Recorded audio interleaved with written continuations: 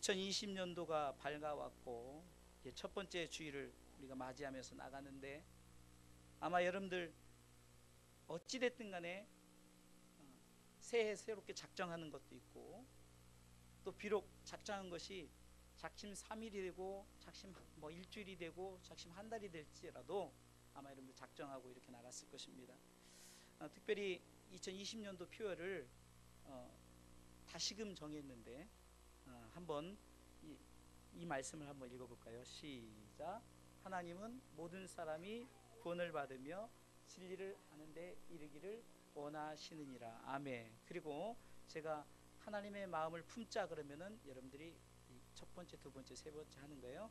하나님의 마음을 품자. 첫 번째 영혼 구원, 두 번째 영혼 사랑, 세 번째 영혼 축복. 아멘. 오늘은 첫 주니까 이 표에 대한 말씀을 가지고 함께 나누기를 원합니다.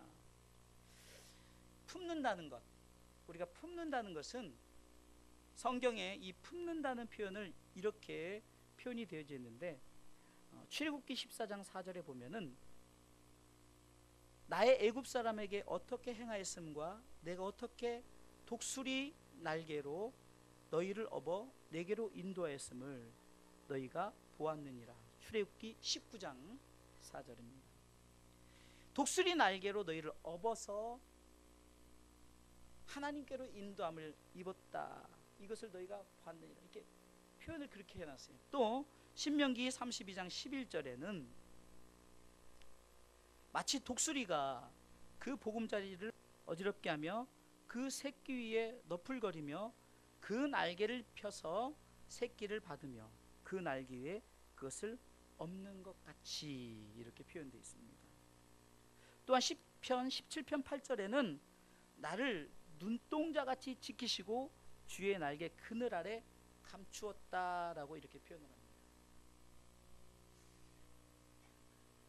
신명기 32장 11절의 이 말씀을 통해서는 무엇을 알 수 있냐면요, 독수리가 그 새끼, 갓난 새끼를 훈련시키는 장면을 하나님은 표현하고 있어요. 다시 말해서 그 갓난 새끼를 공중에 높이 물고 올라가 가지고 그 높은 창공에서 떨어뜨립니다. 그러면 이 새끼 독수리가 떨어지면 살려고 바둥바둥 날개를 필 거 아니에요. 근데 어떻게 한 번에 이 날개가 펴지겠냐고요. 그때 이 어미 독수리가 땅에 떨어질 쯤에 가서 날개로 다시 탁 품는 거예요. 이 장면이 바로 품는다는 것입니다. 이렇게 하나님은 우리를 품으시는 하나님이라는 거예요. 그리고 우리는 그분의 마음을 품자. 그래서 오늘 그분의 마음 세 가지에서 말씀을 드릴 거예요. 시작에 앞서 하나님의 관심은 무엇일까요? 하나님의 관심은 높은 아름답게 지어진 성전일까요? 아니면은 헌금을 많이 내는 성도일까요? 또 수많은 성도들일까요? 하나님 관심은 따라서 한 영혼입니다. 할렐루야. 한 영혼이라는 거예요. 한 영혼. 하나님의 관심은 오직 영혼이에요. 오직 한 영혼.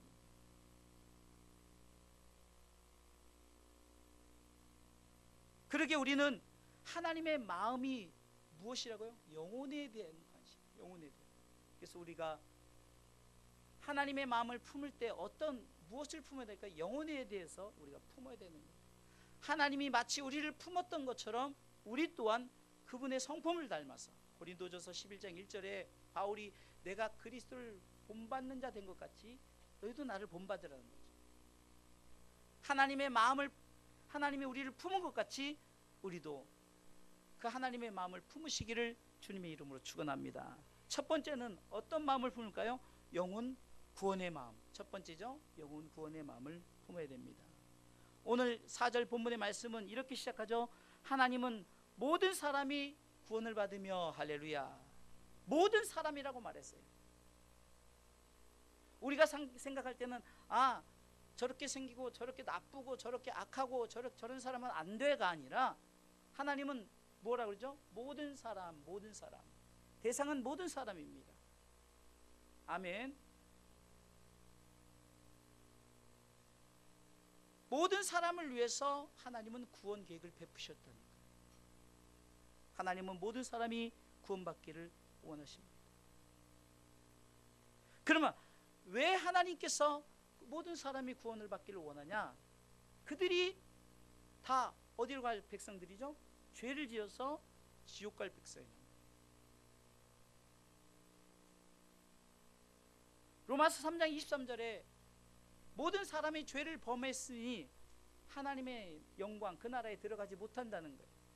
그래서 로마서 6장 23절에는 다 사형이란 사형 판결을 내립니다. 어쩌면 그렇기 때문에 우리의 신앙의 삶 속에서 이 구원이라는 사실은 굉장히 중요한 사실이에요.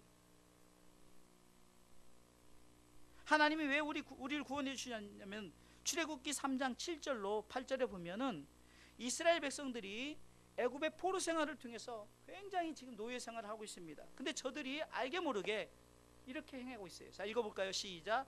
여호와께서 가라사대 내가 애굽에 있는 내 백성의 고통을 정령이 보고 그들이 그 간역자로 인하여 부르짖음을 듣고 그 의고를 알고. 아멘. 하나님은 우리의 죄를, 우리의 모든 형편을 보고 계시고 듣고 계시고 알고 계신다는. 그러기에 하나님은 우리를 보고 듣고 알고 계시기에 우리를 구원하시려고 계획을 하셨어요. 그것을 땅에서 역사를 통해서 보여주기 위해서 이스라엘 백성들을 출애굽, 애굽에서 건져내서 가나안 땅으로 인도하는 그 출애굽. 그래서 우리가 출애굽기에 뭡니까? 가나안 땅을 향한 여정 아닙니까? 8절 읽어보겠습니다. 읽습니다. 8절 다 같이 큰 소리로 시작. 내가 내려와서 그들을 애굽인의 손에서 건져내고 그들을 그 땅에서 인도하여 아름답고 광대한 땅, 젖과 꿀이 흐르는 땅, 곧 가나안 족속, 헷 족속, 아모리 족속, 브리스 족속, 휴이 족속, 여부스 족속의 지방에 이르려 하노라. 아멘. 하나님은 우리를 보고 듣고 알고 계시고 그러시기에 하나님은 우리를 건져내신다는 거예요. 믿습니까? 그리고 끌어 인도하여서 가나안 땅에 이르게 하신다는 거예요. 역사적인 사건을 통해서 우리에게 보여주는 것이 바로 하나님의 구원 계획을 우리 가운데 이스라엘 백성을 통해서 보여주는 줄 믿으시기 바랍니다. 그리고 우리는 하나님의 마음이 뭐라고요? 바로 영혼 구원에 대한 마음을 갖고 있어요. 하나님의 관심은 영혼의 구원이에요. 그러기에 하나님은 여러분들의 영혼을 구원받음을 기뻐할 뿐만 아니라 앞으로 여러분들을 통해서 다시 세워질 영혼의 구원을 위해서도 하나님은 여러분들에게 기대하고 계신 줄 믿으시기 바랍니다. 두 번째, 하나님의 마음을 품는다는 것은 영혼 사랑의 마음을 품는 거예요. 자, 우리가 영혼에 대한 사랑이 없으면은 우리가 사랑한다 하지만 그 사랑이 우리가 실천적인 사랑은 무엇입니까? 저들을 구원해내는 거죠. 여러분들의 가족들이 고통을 당하고 여러분들 아는 사람이 고통을 당하는데 그냥 가만히 있어요? 정말 사랑한다면은 그 고통의 문제에서 해결을 해주려고 하겠죠. 하나님은 우리를 사랑하셨기 때문에 요한복음 3장 16절에도 하나님이 세상을 이처럼 사랑했다라고 말합니다. 할렐루야. 이 세상이란 것은 각자 우리 영혼을 말하는, 하나님은 영혼을 사랑하셨어요. 우리 영혼을 사랑하셔서 하나밖에 없는 독생자들 예수 그리스도 이 땅에 보내신 줄 믿으시기 바랍니다. 또한 요한일서 4장 10절에 보니까 7절부터 쭉 읽어볼까요? 요한일서 4장 7절부터. 자, 읽습니다. 시작. 사랑하는 자들아 우리가 서로 사랑하자. 사랑은 하나님께 속한 것이니 사랑하는 자마다 하나님께로서 나서 하나님을 알고 사랑하지 아니하는 자는 하나님을 알지 못하나니 이는 하나님은 사랑이심이라. 계속해서요. 하나님의 사랑이 우리에게 이렇게 나타난 바 되었으니 하나님이 자기의 독생자를 세상에 보내심은 저로 말미암아 우리를 살리려 하심이니라. 10절. 사랑은 여기 있으니 우리가 하나님을 사랑한 것이 아니요 오직 하나님이 우리를 사랑하사 우리 죄를 위하여 화목제로 그 아들을 보내셨음이니라. 아멘. 이 말이 요한복음 3장 16절을 조금 이렇게 펼쳐놓은 거예요. 하나님은 사랑이신데, 하나님의 사랑을 알고 하나님의 사랑을 아는 자가 사랑하게 된다는 거죠. 그 사랑이 뭐냐? 바로 하나님이 너희들을 사랑해서 하나밖에 없는 독생자 아들 예수를 보낸 것처럼 그 사랑을 본받아 너희도 사랑하길 원하시는 줄 믿으시기 바랍니다. 그렇게 우리가 하나님의 사랑을 받은 자들은 또 그 사랑을 우리가 세상 사람들에게 나타내야 되는데, 사랑을 실천하는 자가 되시기를 주님의 이름으로 축원합니다.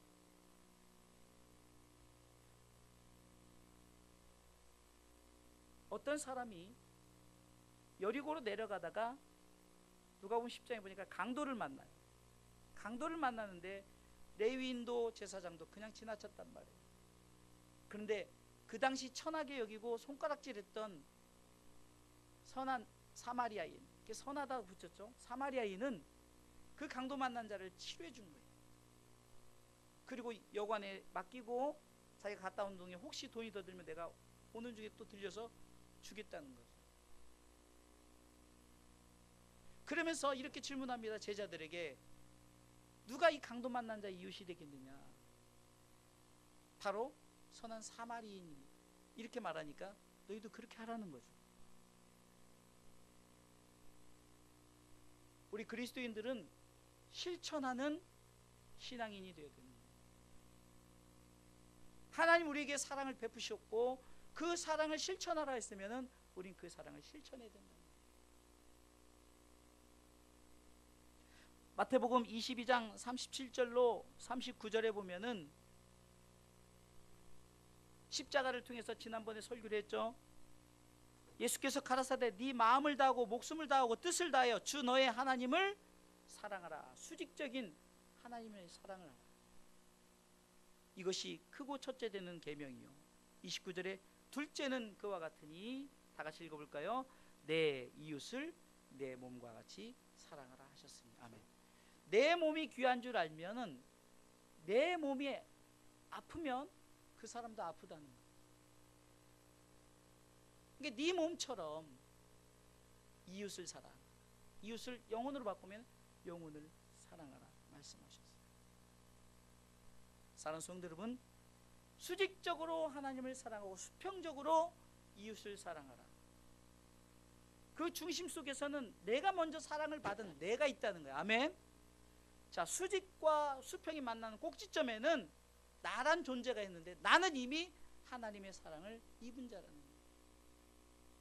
하나님의 사랑을 우린 받은 자이기 때문에 하나님의 사랑을 실천하는 것이 무엇일까요?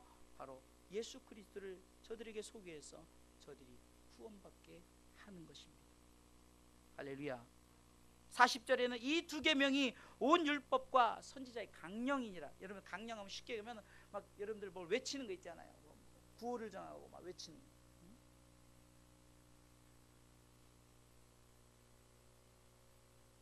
성경책을 한마디로 정의하면 사랑이죠. 그렇죠? 하나님 사랑, 이웃 사랑.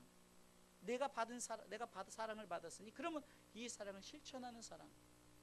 이것이 어떤 율법보다, 이것이 어떤 선지자들의 그 메시지보다 가장 필요되는 것이 바로 우리가 영혼을 사랑해야 된다. 바라옵기는 2020년도에 여러분들이 이 표어가 무색하지 않도록 영혼을 사랑하는, 그래서 영혼을 구원하는 하나님의 마음을 품고 나아가는 우리 모두가 되시길 주님의 이름으로 축원합니다.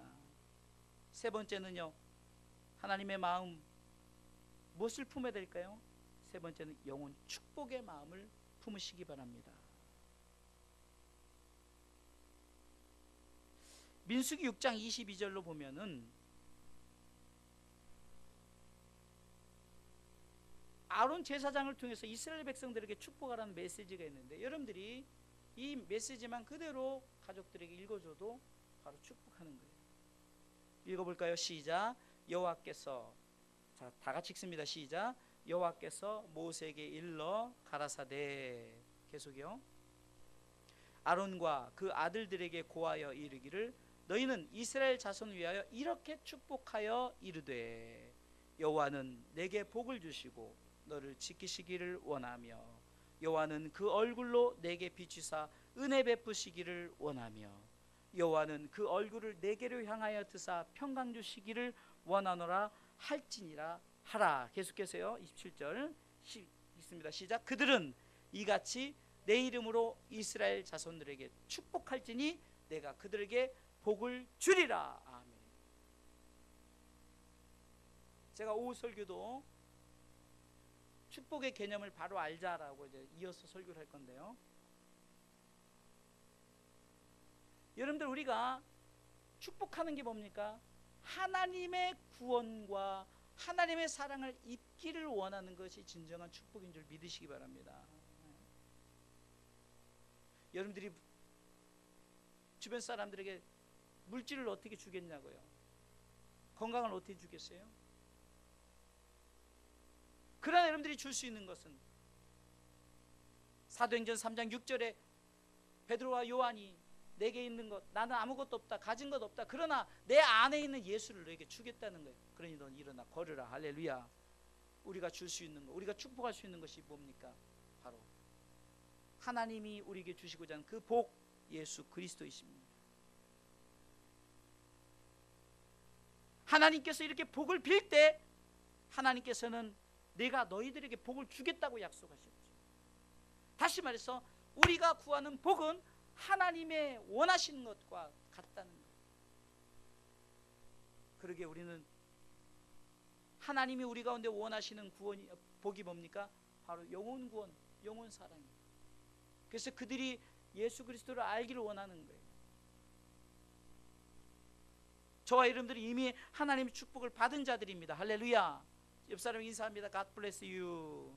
이것이 바로 당신은 하나님의 축복을 받은 자입니다라고 고백하는 거잖아요. 다시 한번 God bless you. 하나님의 축복을 받은 자는 남을 축복하는 거예요. 이 복이란 것이 여러분들 흘러 넘쳐야 되는 거예요. 그래 남에게 주어지죠.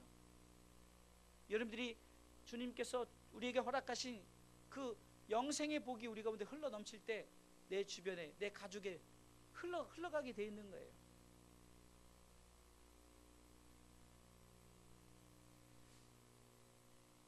오늘 본문의 말씀을 통해서 결론은 바로 이겁니다. 하나님의 마음이 영혼 구원이요, 영혼 사랑이요, 또한 영혼의 축복이죠. 그리고 오늘 본문은 계속해서 설명을 해나가는데, 그러면은 이 하나님의 마음을 품는 이것의 중심이 무엇인가? 이것은 바로 예수 그리스도를 소개하는 거예요. 하나님은 모든 사람의 구원을 받으며 진리를 아는 데 이르기를 원한다는 거죠. 예수 믿기를 원한다는 거예요. 그래서 예수님에 대해서 소개하는 부분이 우리가 읽었던 본문의 말씀입니다. 예수님은, 자 5절부터 읽어보겠습니다. 5절 시작. 하나님은 한 분이시요 또 하나님과 사람 사이의 중보도 한 분이시니 곧 사람이신 그리스도 예수라. 지금 우리가 죄로 인해서 하나님과 단절됐단 말이에요. 끊겨져 있다는 거예요. 그 끊어져 있는 그거를 연결시키신 분, 다리를 놓으신 분이 예수 그리스도 중보자라는 거예요. 예수 그리스도라는 거예요. 영혼 사랑, 영혼 구원, 영혼 사랑, 영혼 축복은 어떤 분이 중심에 있다고요? 예수님이 중심에 있는 거예요. 그러면서 예수님을 소개하잖아요. 그가 모든 사람을 위하여, 6절 읽어보겠습니다. 시작. 그가 모든 사람을 위하여 자기를 속전으로 주셨으니 기약이 이르면 증거를 할 것이야. 아멘. 하나님이 우리를 구원해 주시고 우리를 사랑해 주시고 우리를 축복해 주셨어요. 요한복음 3장 16절부터 쭉 읽어볼까요? 오늘 성경 말씀만 읽어도 여러분들이 그 속에 답이 있기 때문에. 요한복음 3장 16절 우리가 잘 아는 말씀입니다. 시작. 하나님이 세상을 이처럼 사랑하사 독생자를 주셨으니 이는 저를 믿는 자마다 멸망치 않고 영생을 얻게 하려 하심이라. 중심 속에 예수를 믿어야 된다는 거예요. 믿어야 영혼 구원받고 영혼 사랑, 영혼 축복을 받을 수 있다는 거예요. 17절 읽어보겠습니다. 하나님이 그 아들을 세상에 보내신 것은 세상을 심판하려 하심이 아니요 저리 세상이 구원을 받게 하려 하심이 정확히 기록되어 있죠. 또 18절 읽습니다. 저를 믿는 자는 심판을 받지 아니하는 것이요 믿지 아니하는 자는 하나님의 독생자의 아들을 믿지 아니함으로 벌써 심판을 받은 것이니라. 19절 시작. 그 정죄는 이것이니 곧 빛이 세상에 왔을 때 사람들이 자기 행위가 악함으로 빛보다 어둠을 더 사랑한 것이니라. 계속이 20절이요 읽습니다. 악을 행하는 자마다 빛을 미워하여 빛으로 오지 아니하나니 이는 그 행위가 드러날까 함이요. 21절 진리를 쫓는 자는 빛으로 오나니 이는 그 행위가 하나님 안에서 행한 것임을 나타내려 함이. 아멘. 한마디로 예수를 믿어야 된다는 거예요. 믿지 않는 자는 결국은 구원받지 못한다는 거죠. 요한복음 1장 12절에 영접하는 자 그 이름을 믿는 자 하나님의 자녀가 되는 권세를 주셨지만 요한복음 1장 11절에는 자기 땅에 오매 백성들이 영접하지 아니했다고 합니다. 그런데 오늘 요한복음 3장 16절에 예수 믿으면 심판을 받지 않는데요. 할렐루야. 그런데 예수를 믿지 않으면 심판을 이미 받은 거라는 거예요. 명료하잖아요. 확실합니다.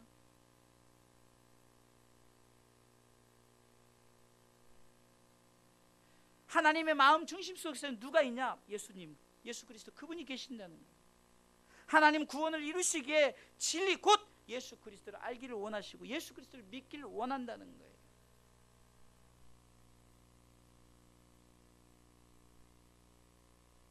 그러면서 우리에게 마지막으로 주신 것이 무엇입니까? 바로 예수 그리스도를 전파하는 사명을 주셨다는 거예요. 7절 읽어보겠습니다. 본문의 7절 읽습니다. 시작. 이를 위하여 내가 전파하는 자와 사도로 세움을 입은 것은 참말이요 거짓말이 아니니 믿음과 진리 안에서 내가 이방인의 스승이 되었노라. 아멘. 이 고백은 바울의 고백이 아니라 저와 여러분들의 고백이 되어야 된다는 거예요. 이를 위해서 하나님이 저와 여러분들을 구원하셨고 사랑하셨고 축복하셨다는 거예요. 믿습니까? 그래서 여러분들이 그것을 받았으니 그 구원과 사랑과 축복을 여러분 나눠줘야 되잖아요. 그래서 2020년도에는 우리가 이 표를 붙들고 사실 맥락은 같아요. 2019년도 표나 맥락은 같아요. 어차피 주제는 온 가족을 그리스도께로라는 그 항상 이 총체적인 주제를 가지고 우리 주사랑교회 행해나거든요. 근데 감사한 것은 아까 예배 전에 우리 권사님 통해서 들은 소식인데 한 번 더 예배 드리자는 운동에 차량 운행을 해달라고 좀 부탁을 하는 거예요. 이게 정말 감사합니다. 제가 뭐라 했어요? 좀 의지를 보여주라고 했죠. 의지를 보여줘. 우리 하나님 앞에 의지를 보여주란 말이에요.